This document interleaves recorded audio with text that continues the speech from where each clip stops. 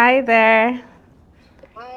Awesome. Okay, thanks for the response. I'm going to love to have us interact a little bit. So I'm happy that you unmuted and talked. I just want to start by thanking Sarah and her team for inviting me and also for helping set up. And I'm grateful. So my name is Marie Arrey-Mbi, and I'm a teacher, so an educator here at TVDSB. I'm a mother, 3 kids. I'm married to, my husband's name is Pascal. He's a pastor.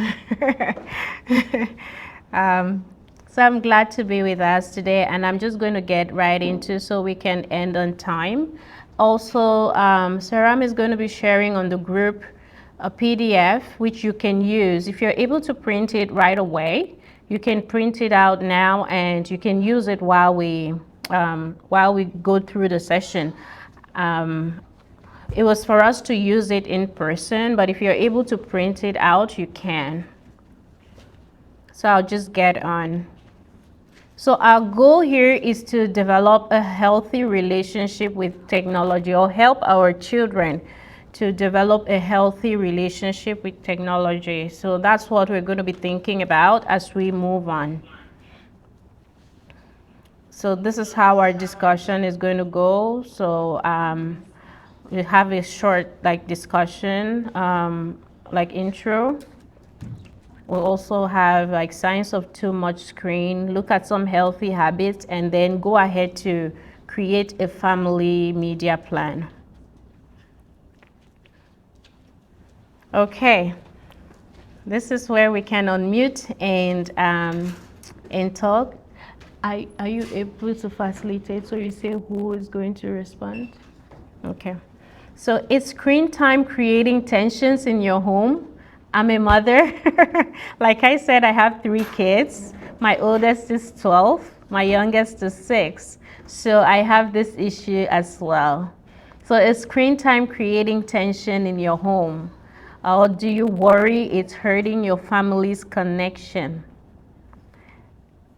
Before we move on, what are your greatest fears? We can respond to the third one. So what are your greatest fears when your kids spend so much time on your screen?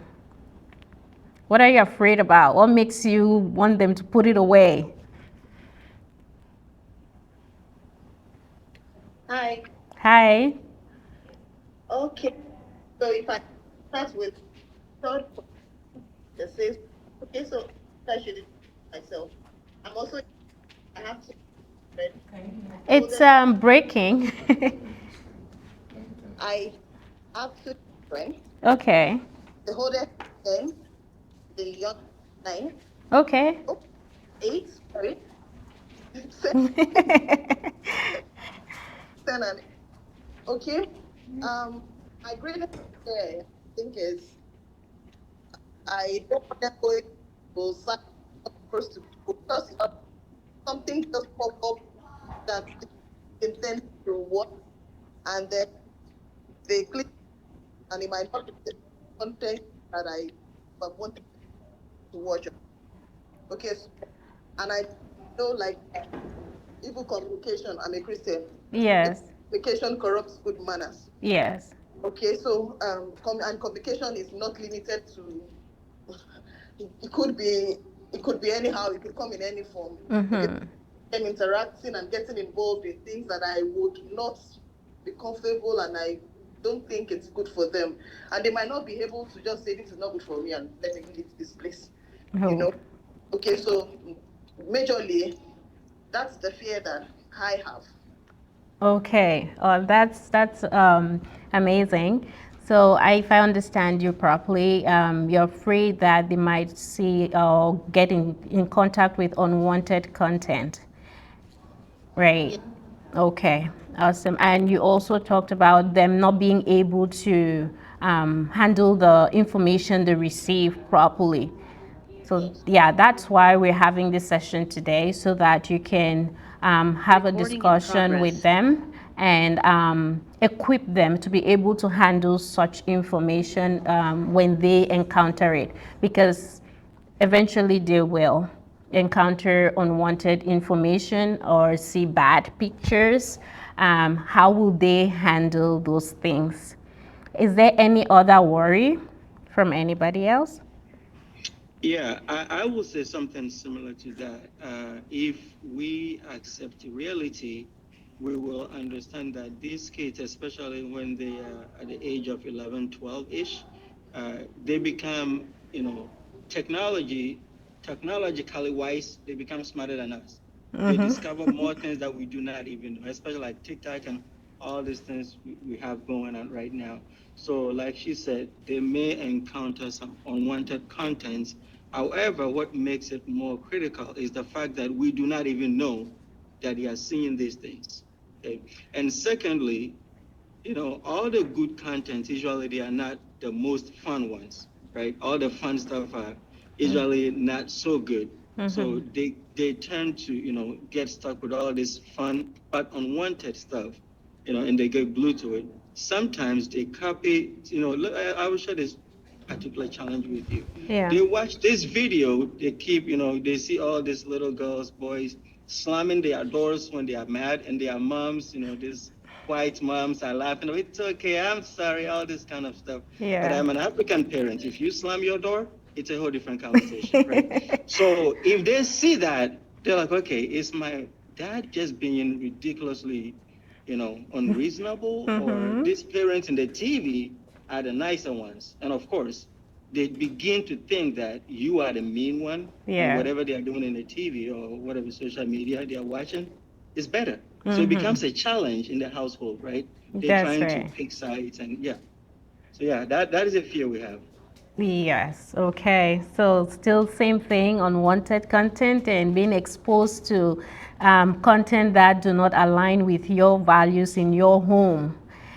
This reminds me of a cartoon that when my son was very young, it's called Caillou.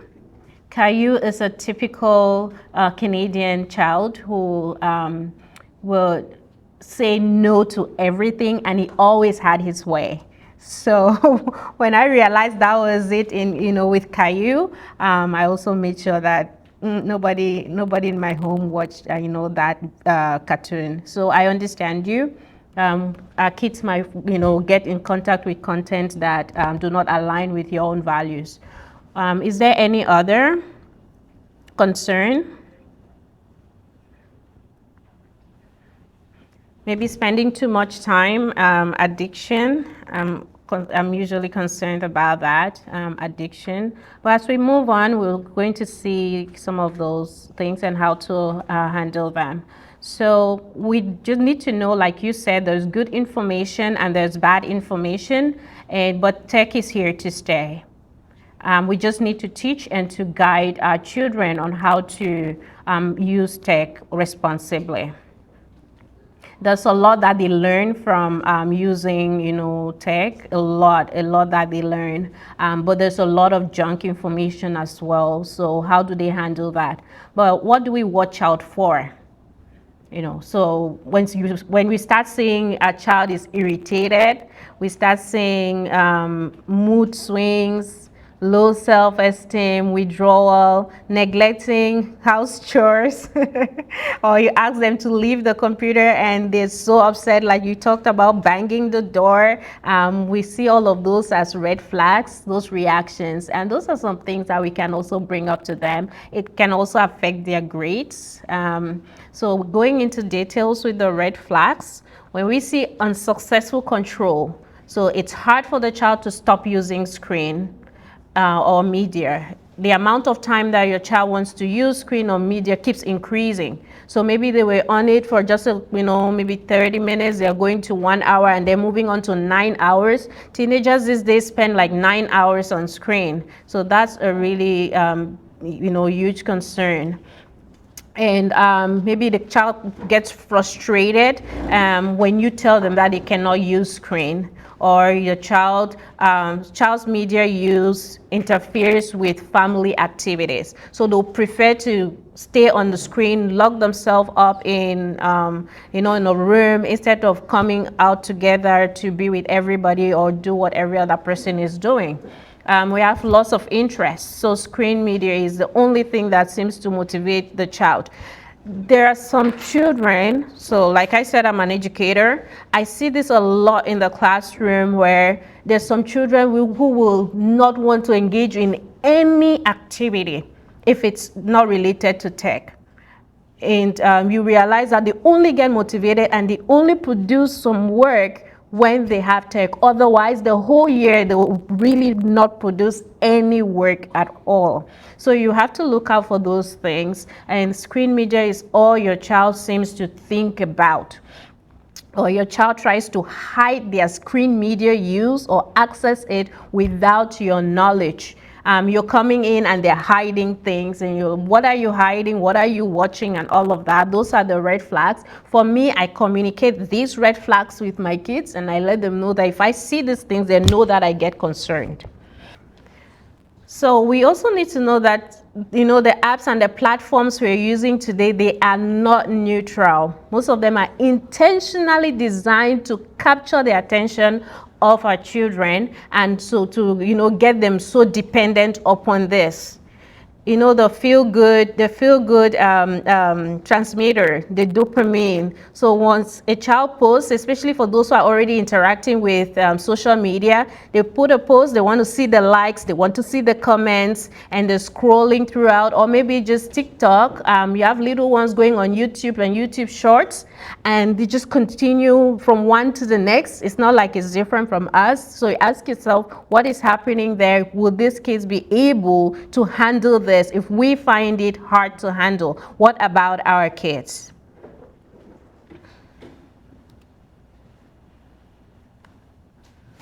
So what do we look out for? The healthy habits that we want to look out for, of where we're going to, right, is to see that our children are able to control themselves, to have the self-control and get off peacefully with agreed limits. And those are the limits which we're going to be looking at. It's going to be different for the family, and it might be different for different kids depending on the age groups that you have, but it's something that we need to come up with. And screen time, should be purposeful. So you have to be learning something, or maybe you're watching a movie as a family that creates some bonding and you're connected as a family. It's different from just being on the screen by yourself for the whole day. It should be open, there's nothing to hide, and screen time is limited, so there are boundaries, and a child has other interests and is able to participate in other activities other than just being on the screen. And when the child is having a bad day, sometimes screen is going to, cheer up the child, and sometimes some other thing is going to cheer up the child. Then you know that, oh, we're working, or we're on a good footing here. And so those are the healthy habits that we're looking to develop. So the intervention, this is the part that I like, because sometimes, like we talked about our fears already, and sometimes we're driven by those fears when we, realize that our child has been on screen or using tech for a long time. So we need to ask ourselves, what emotions do we feel when we try to intervene in our child's screen use? So if you want to talk about it, like, what emotion do you think dominates when you want to intervene? You can unmute and respond. Is it fear, or are you usually, controlled? Is it frustration? Like, how do you handle it? What emotion do you think you feel at that time? Yeah, there's something in the chat. Oh, okay. I can't really see the messages. If you see it, you can read it. Frustration and fear. Okay, frustration, fear, yes. Those are the big ones. And but then how we handle those, or how we handle the situation matters. So yes, the fear is there, but then we have to try to suppress it when we are talking with the child. So when you talk with the child, we need to watch out for the tone. We need to watch out the timing and what are we actually saying. Are we just saying, put that away, like yelling and put it away right now. So this is some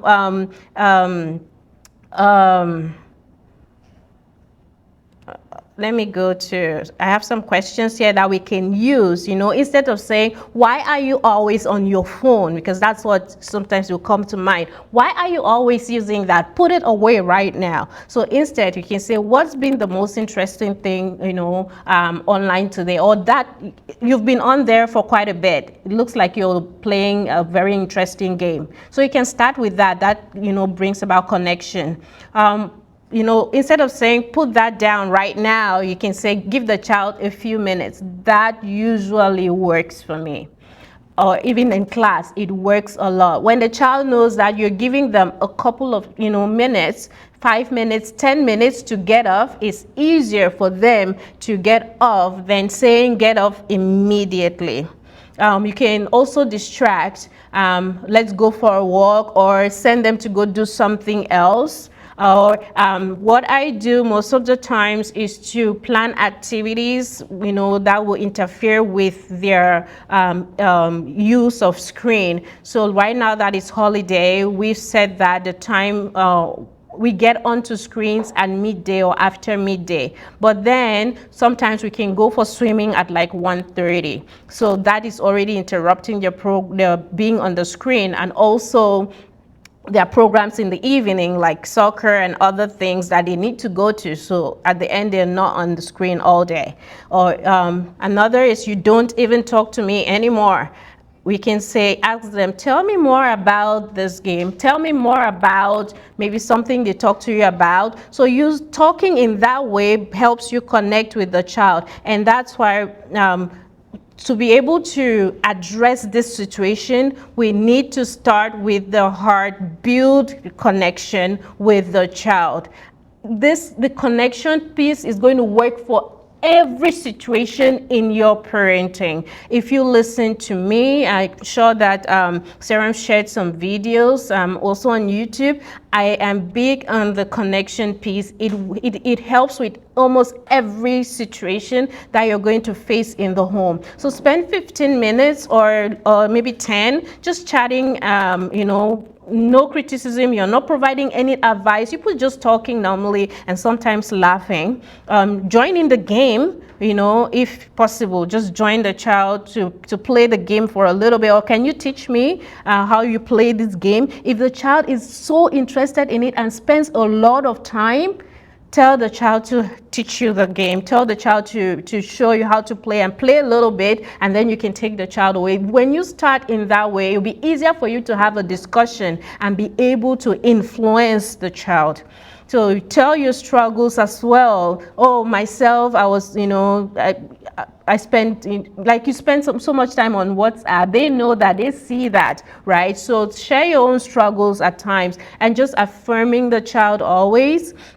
The good things that they've done, that brings the connection. And then you can go ahead to advise your child or talk with the child at some point about their use of technology. And this discussion is ongoing. Myself, I have it from time to time. It can be brief, it can be longer, but we have it from time to time, and it can come at any point in the day. So work on your relationship. Children will resist rules without a relationship. Children need to know that you care. Yes, you care for your children, but they need to know that you care. Without that, they will resist your rules, and they will always argue, and you will think that they're the most disrespectful kids. But if you spend that time building connection, you realize that some of those things are just gonna go away. Emotional connection, especially for teenagers. You need to emotionally connect with them. So like we're talking about yesterday, my kids and myself were talking about the feeling brain and the thinking brain. Kids listen through their feeling brain. their thinking brain, the frontal lobe, is still developing, and it develops up until 25 years of age. It's still developing. So most of the times they listen through their emotions, especially teenagers. If you have them, they will tune out of whatever you have to say. If they don't feel like they are being heard or they're being safe or they're being seen, they'll tune out. My kids told me once that, Mommy, when you yell, we don't hear anything you say. Like, they don't hear me at all. Whatever it is I'm saying, when I'm yelling, they don't hear me. So I told myself, okay, then calm you down and then talk with them. Your advice must come from a place of care. We mentioned that. We also have to communicate, like our communication has to be balanced. If we are always negative about technology, about screen time, about social media, they are going to shut down. They're going to close their ears to whatever you're saying. Right now, kids, like, you know how we always go out and play and have fun with our friends? That's where they have fun. That's where they know to connect with their friends. That's where they know to play. And if you come and always you're saying negative about it, they're not going to listen to you. They're going to say, oh, that is generation whatever. That is old school. Mom is old school. And they're not going to listen. You do not understand them now. That's why you're talking like that. There has to be a balance. Like we already said, that there's good information and there are many other things that kids can learn from using technology. So our digital habits matters a lot.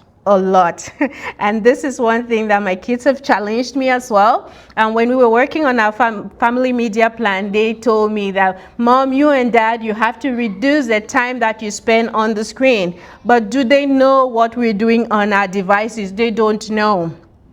You might be using your computer for a long time because you're working. So sometimes you can say, or maybe you're doing your grocery shopping on your phone. You can just say, oh, is that still cereal? I was just trying to, you know, to shop. So they know that you're doing something like that on there. So if they do not know and they realize that you're on scrolling throughout, right, they know that, oh, that is what we need to do with our devices. That's what we need to do when we're, you know, on our phones. Some of them don't have phones yet, but when they eventually get it, they're going to do what we're doing. So we need to make sure that we're modeling that. Also, our post and how we communicate while on media tells them how to do the same. So we have to model respect. They're going to learn the habits, most of the habits from us.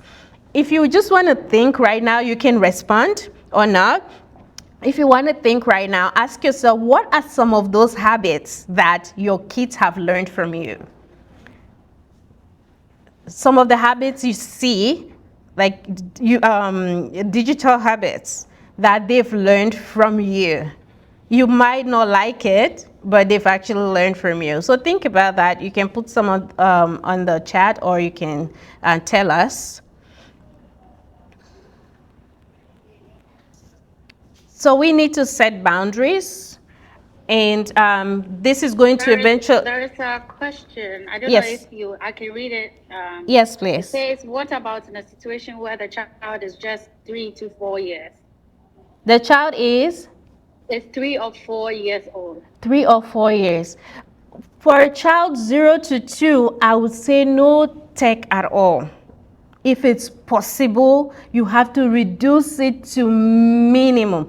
Children like that, they need to engage. Even 3 to 4, we have to be very careful. We need to limit their use of screen. Sometimes we feel that they are learning, you know, while using screen. But what if we interact with them? They're going to learn more. So example is the ABCs 1 to 3 that we're so happy sometimes that they're learning from those screens. What if we interact with them, we're using objects and we're talking, you know, saying those things, they will still pick it up. Why I say this is because there's so many children who are finding it hard to talk right now because they've interacted a lot with the screen. They call it screen autism.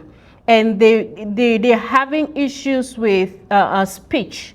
So there's lots of speech delays. We have lots of children like that, and the school board provides support, and the support is reducing, but there's that support. So we need to make sure that children that age are having screen, like it has to be bare minimum. They should not have an iPad that is dedicated to them. They should not have an adult phone, because that's where it is easier for them to fall on pictures or on pornography and those things that they're not supposed to fall on, get in contact with. Is that person satisfied with? Yeah. Okay, awesome. So setting boundaries is going to take us to, creating the media plan.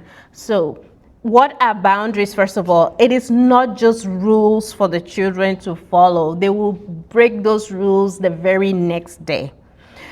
So there are life skills for managing distractions, building self-control, and protecting your child's mind. When we talk about porn, or when I talk about it with my kids, let them know that when we're riding a bike, we have helmets on to protect our heads, our brains. But when we watch pornography or bad pictures, what happens? It affects your mind inside. It affects your brain inside. So we also need to learn how to protect our brain. What goes in is that which is going to affect us. So we also have to set from a place of love and respect. So when we're setting boundaries, we're looking at how we want to help our children. We're not looking at how we want to punish them. We're looking at how we want to help them to be able to use social media responsibly. So it comes from a place of love and respect. And within boundaries, the child will feel safe. The child will feel secured and supported. The child is not going to feel punished. So think of a boundary like a playground near or close to a highway.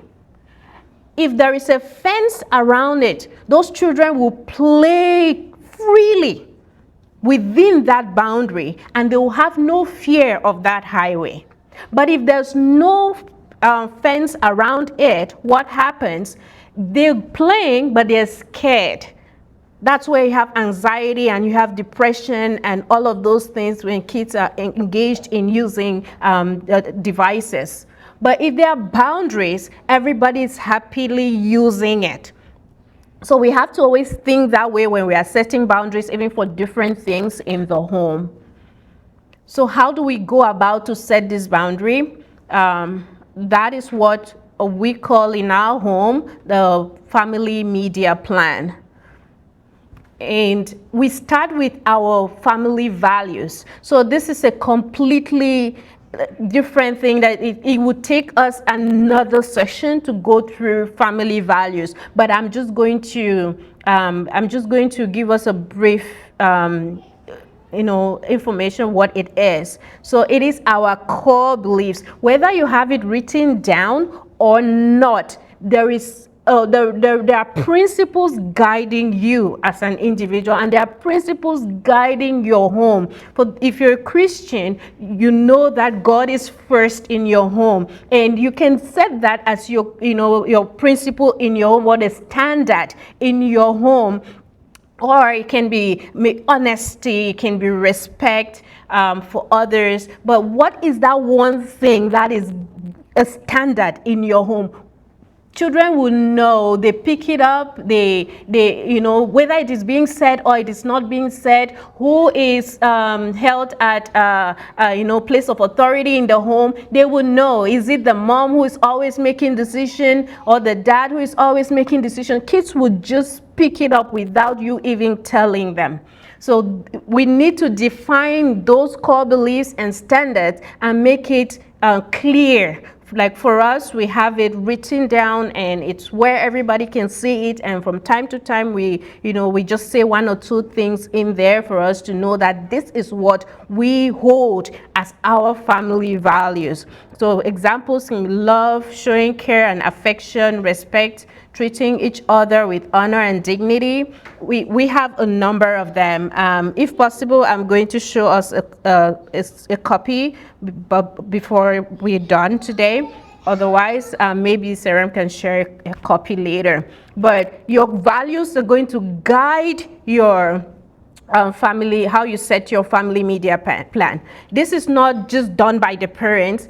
Everybody needs to sit down. So sit with the children. What are the responsibilities? So we all sat down. Who has what gadget? Who has how do you call it?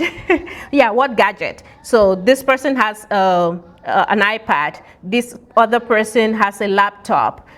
I have a phone. Daddy has a phone. So who doesn't have any device? We said that. What happens if you destroy your device? Who pays for it?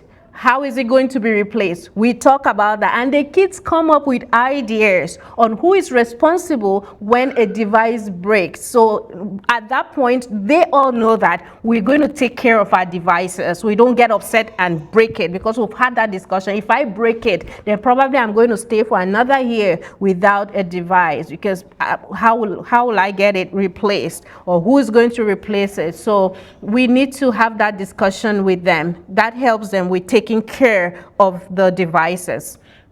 Have a purpose.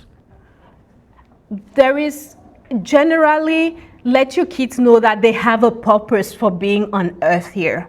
They have a purpose for living. A purpose for me as a Christian, for us, I keep telling my kids, is that we're here to glorify God.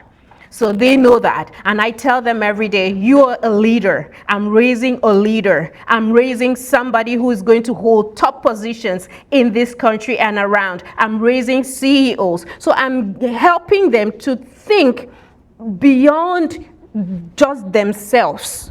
So let them have an online purpose. Are you a consumer or are you a creator? When you're playing games a lot, my question there is, are you consuming? Are you letting tech use you, or are you using tech? If a child is learning how to use Canva or some other presentation tool, that child is using it responsibly. That child is using tech. That tech is not using that child. If your teenager is creating some content and putting it up there, that child is a creator. If your teenager is learning how to, or if your child is learning how to play piano, there are many things my kids have learned on tech, right? Maybe cooking. They've learned how to cook so many things from going through recipes. They learn how to play different things. They learn how to do different things. So that is where I'm guiding them. So that's where we should guide them. What is your purpose? Why are you on there? Are they going to play games? Yes. You're going to allow them to also play games. Are they going to watch videos? Yes. But there has to be a balance. And as we go on, so if you're taking down notes, if you printed the copy, you're going to see your digital purpose. As a family, define what that purpose is. Have a discussion with your kids and let everyone define or say where they are. Also, the next section is privacy and safety. How are we going to make sure that we are safe online? Share up, like my daughter changed her password and had to share it with me and with my husband. We need to know your password. Monitoring, what do you have as, so we have Norton family. What do you have to be able to block off some unwanted content, what are you using? Get some software to be able to block off some content. What friends are you chatting with? I get specific names for this. So who are you playing games with? You're not allowed to play games with people you don't know. There's some people that just connect and they want to play a game with some anonymous person. We're not allowed to do that. So we have those discussions and why. You should let the children know why they're not allowed to do that. So who are you going to be playing games with if you have to play a game online? and my son gave me the name of the persons that you're going to be playing with. Who are you going to be chatting with if you're on Kids Messenger? The names I should know, so that you're not chatting with any other person. If you do, then I have to know who you're chatting with. If you're playing what game are you playing, by the way? I need to know the games. And once you know the games, make sure to investigate that's the kind of game you want to let your child to continue playing. There are many of those games that children play, and you can now go back to your values. Ask yourself, do I want to let my child to continue to play this game, or do I want to redirect my child to play some other game? You might have to investigate to find out which other games are better for your children to play. For me, I found out that Minecraft is better for them to play. Minecraft education, so they play Minecraft education sometimes. Any other game, I know there are many others there, and they're just some online little games, puzzles and those things. You know, the little ones can play puzzles sometimes, but you have to know what game they are playing and investigate, because some of those games have those contents that we just talked about that we do not want them to encounter. So we have to make sure that they are not getting in touch with those games. So it's not part of what we are going to put on our list. Staying safe, photo sharing. That is something that is becoming very common now, especially amongst preteens and teens. Somebody will ask for their picture and they will share the picture. So we do not share picture where we're not putting on clothes. We do not, so we, set those things and talk about them. Personal safety, your personal information has to stay with you. You do not share your personal information with anybody. Your school that you attend, your name, you don't share those things with anybody. And you avoid sharing devices, especially with adults. There are some adults in your home that you cannot control what they do. So your children should not be interacting with their devices. There's some of those things you have to talk about. Who are the trusted adults that they can talk to? So they can talk to you and set up some trusted adults in your circle. Is it some aunt that shares your values? So for me, I make sure that I get people who are also Christians and who are committed to fearing God. So there are a few names. My children know those people. We have all agreed as a family that they can talk with those people if need be, because sometimes you have some teenagers who will not want to open up to the parent, but they can open up to somebody else. So we give them that option. This is a trusted adult you have, and you can talk to this person.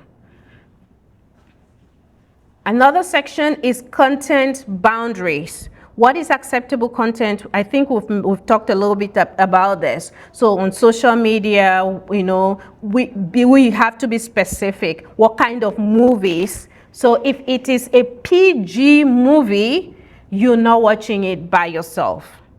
That's it. So parental guidance, we have to be there. If it is, and then sometimes we go through how to select content, what kind of music you watch, and what movie you watch, or what you do not watch. Also, music. We just heard, the Bible tells us to take heed to what you hear. We have to take heed to what we hear. So we need to make sure that our children, the kind of music that they are allowed to listen to. So we set those and we are very clear on them. Screen-free zones and times. So are we allowed to take screen upstairs, set those, or do we leave them downstairs? At what time? So if it's at night when you're going to bed, no screens. We do not have TVs in their rooms. They spend time playing games or computers in their rooms. So we need to be sure about those things. When they're eating, are they allowed to use devices? We set those and write it down. They know, and they're doing this with you. Social skills, we also have to make sure that we are respectful, we are listening, we're still patient, we're being focused. These are expectations as we use technology. Becoming a digital citizen. So what kind of content do you put out there? Some kids are already using social media. Those who are older kids, they're already using social media. What content are you putting in there? And even before your kids get to that level where they start using social media or have their own cell phone, we have to be letting them know right now that when you get to that level, this is the kind of content you are allowed to put up there. Just by your discussion, not that you're telling them specifically, but your discussion, the kind of things that you like. Oh, I love it when somebody puts up an inspirational message. You yourself, you put up inspirational messages. They see that. So that will help them to know that, oh, we're putting such content. Oh, we just putting on pictures, random pictures to show off certain things or, body or whatever. Those are the things that we need to discourage from our kids. Like, how do you, or what kind of content are you putting out there, and talk with them. Verify information. Teach them how to verify information.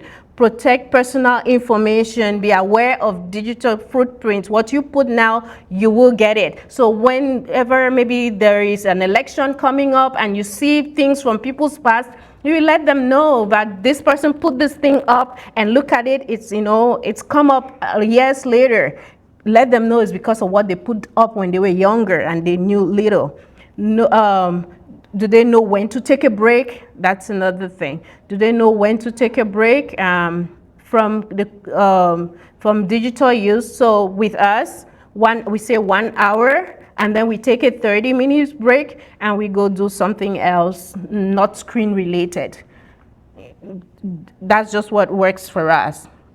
And how do you raise digital citizens? It's just a question for us to reflect on as we move on. I'm just going a little bit quick now. Yeah, we're almost done. So consequences and flexibility, it's our last thing which we're going to have on there. So if you do not follow this, what happens?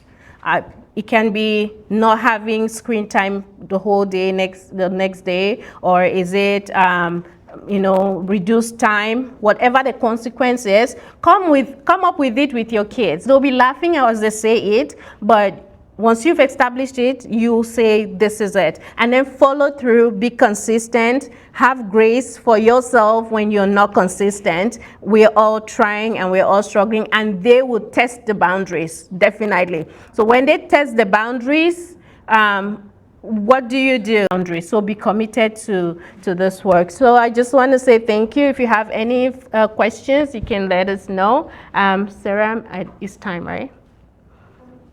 Oops. Oh, okay. So thank you very much for listening. And if you have any questions, please put them on there so we all can chat. I can answer. Somebody else can respond to your question.